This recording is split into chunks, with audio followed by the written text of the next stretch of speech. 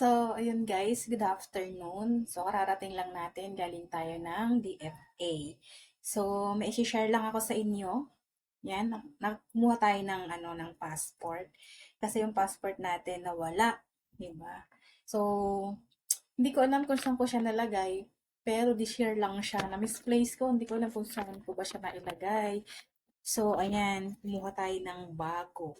Yan, i-share ko lang sa inyo mga guys. Ayan ang ating bagong passport. Ayan, but kakuha ko lang nito ngayon.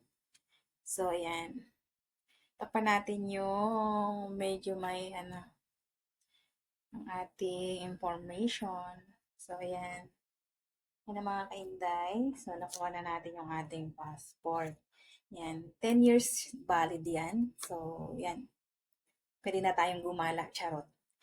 So, share ko lang sa inyo mga guys kung ano ba yung requirements ng lost passport.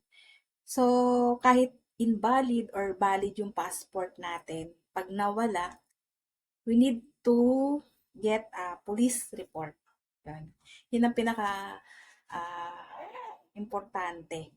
So, yun ang requirements natin. Pag na-lost ang passport natin, kailangan natin ng police report kahit valid siya or hindi na siya valid. So, kasi yun ang hinanap sa atin, guys. So, dati, nung, diba, syempre magpapa-appointment muna tayo. So, nung nag-appointment ako sa DFA, tiningnan ko sa, ang nakinig ako sa mga YouTuber, sorry dyan sa mga napanood ka na YouTuber, na tinignan ko kung ano yung mga requirements ng lost passport. So, sinasabi nila doon na hindi na daw kailangan ng police report pag ang passport mo ay not valid na. So, mali po yun. Mali yun mga guys. I-erase nyo na yun. Ang bagong requirements ngayon ng DFA, tingnan nyo sa ah, bagong DFA, yung may bagong nilabas kasi ngayon ng DFA sa requirements. Nito lang, kasi ngayon lang ako kumuha mga guys May. So, May 17 ako nagpa-picture. So, rusty siya. Kaya ayan, kanina ko siya nakuha, May 22. So, ibig sabihin nilang araw siya. 14, 15, 16, 17, 18, 19, 20, 21, 22. So, 7 days. Bali, 7 days siya. So, ang binayaran ko dito mga guys ay 1.6. Kasi lost passport siya, ibig sabihin meron siyang penalty na 350. Yan. Kaya 1.6 yung ating binayaran. Kaya yun, kaya kung sino man ang kukuha ng passport dyan, yung nawala yung passport nyo, valid man siya or hindi, yun, kailangan nyo ng police report. Kaya yun. Tapos, kailangan nyo pa rin ng ako kasi nanapan ako ng two valid ID, gawa daw ng ang aking birth certificate ay late register. Pero, syempre, nung unang kumuha tayo ng passport, siguro kinuhanan din ako ng two valid ID. So, hindi ko lang siguro natatandaan kasi matagal na. So, kumuha ako ng ah yung sa postal ID. Yan, kumuha ko doon kasi medyo mabilis din. 7 days lang. Kaya lang 600 yon. So, 3 years siya, 600 ang bayad. Pero okay na rin naman kasi magagamit mo rin naman. Tapos, meron kang pwedeng kuhain yung national ID. Kung wala pa sa inyo yung national ID nyo, mga guys, pwede nyo kunin sa website ng saan ba to? Sa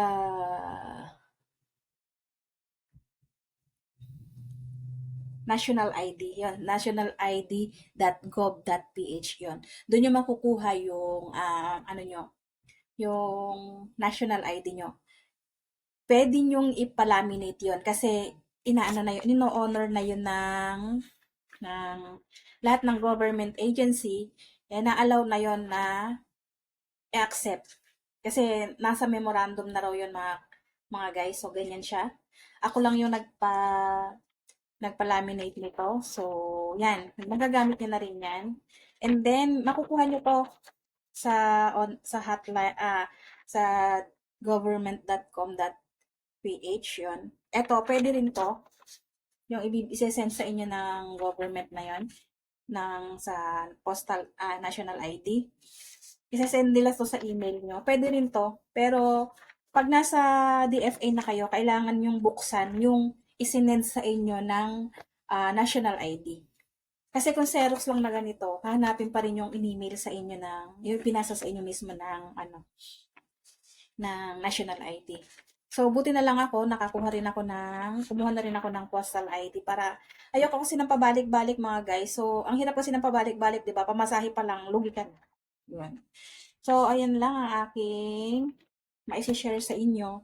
Siyempre, kailangan nyo rin kung kasal kayo, marriage contract, at saka yung birth certificate nyo. Yun.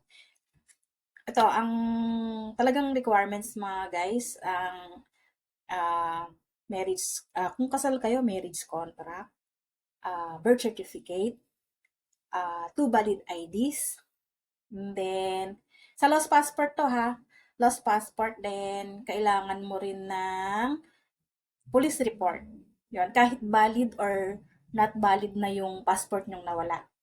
Basta mayroon pa rin siyang police report.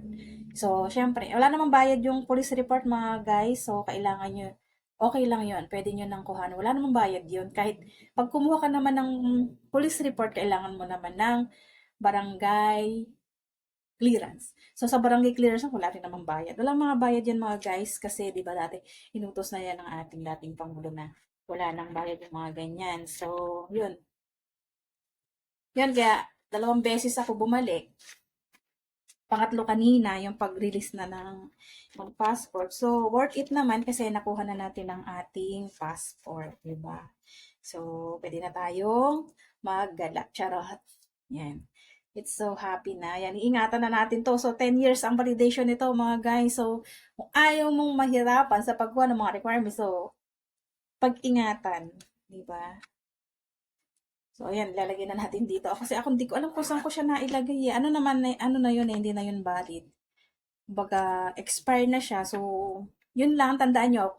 Pag expired yung nawala yung passport, kailangan nyo pa rin ng police report. Yun ang lagi nyo tatandaan. Kasi, marami tayong napapanood sa YouTube na hindi na daw kailangan yung police report pag expired na yung passport. So, mali yun. Tanggalin nyo na yun, mga guys. So, kailangan pa rin ng police report pag nawala yung passport nyo, kahit expired or hindi. So, yun. Share ko lang sa inyo kasi, mahirap din yung pabalik-balik. 'Di ba? Kahaba ng pila kahit nagpa-appointment ka na.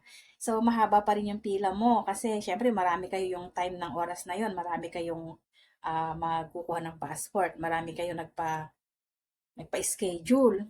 So, pagdating mo dun sa verification, kulang yung requirements mo, 'di ba? So, babalik ka na naman. Pero, yung nakuha mong schedule, pag babalik ka, kahit anong oras, pwede kang bumalik. Hindi ka na magpapa-schedule.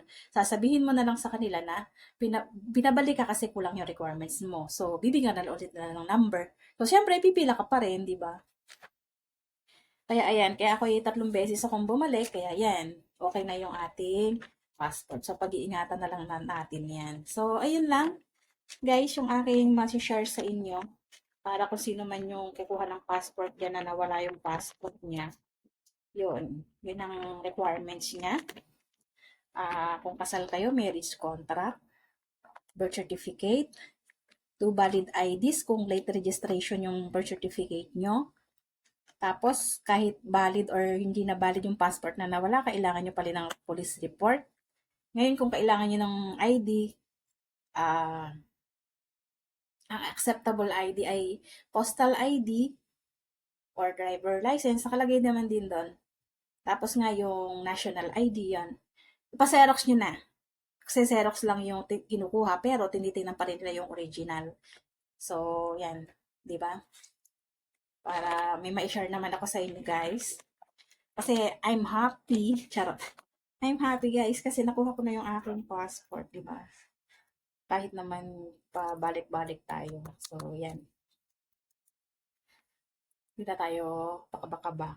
kung pwede nating gamitin, gumala. Kaya ingatan na lang. So, 10 years valid kasi to. So, sayang naman yung pagod kung mawawala lang. So, itago sama sa mga gamit na yung mga papeles na alam nyo na hindi siya mapapawaglit. Kaya ako, bumili ako nito mga guys. Bili ako ng envelope para, yun, para hindi na yan, hindi na yan mawala, hindi na mapunta pa sa iba. So, dito ko siya nilagay. Ang hirap kasi. So, yun lang ang aking share sa inyo. So, thank you for watching. Bye!